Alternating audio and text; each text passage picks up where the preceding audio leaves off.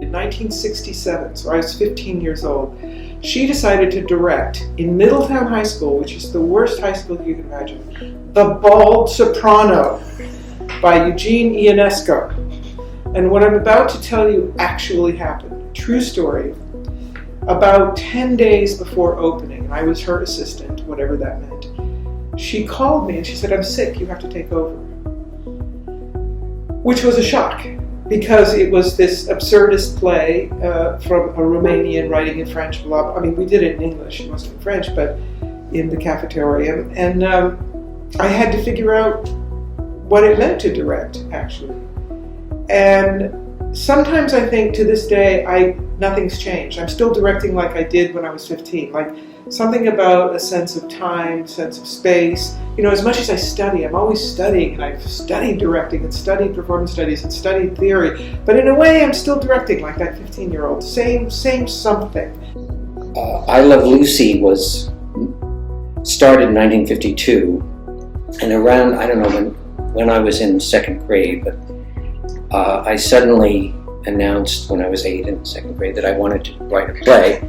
And what I wrote was very short. It was 2 pages, and it was taking the characters of I Love Lucy.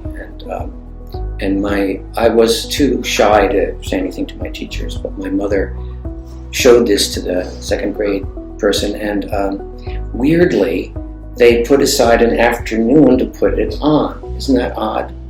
Because I always say it was not a Montessori school. It was a very normal Catholic grammar school.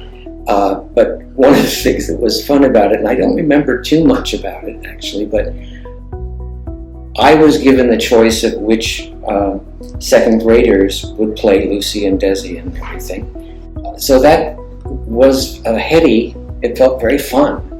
So then I started to write plays every few months. I grew up in El Paso, Texas, and I grew up speaking Spanish. My friends were all Mexican. It was about 2 blocks from the Rio Grande. My people are blue-collar people. They were from the east, coal miners and steel workers. My father was a mechanic, and I worked in the garage as a child. I helped out, very proud of that. There was the future was going to be that for me, and as I matured, like so many teenagers, I was rebellious, and I became kind of a hoodlum and joined a gang, because that's what you did in those days in El Paso. We weren't real violent. We had fights, but not like today. There was no gunpowder. No, it was we got hurt, but that's all. Everybody walked away from the fight. And then at one point, I was looking to get out of high school as soon as I could. And I took what I thought was an easy course, speech and drama. And the teacher named Lucia P. Hutchins changed my life, because she saw something in me that I didn't know was there. She invited me to be in a play, and I left the gang, and it changed my life.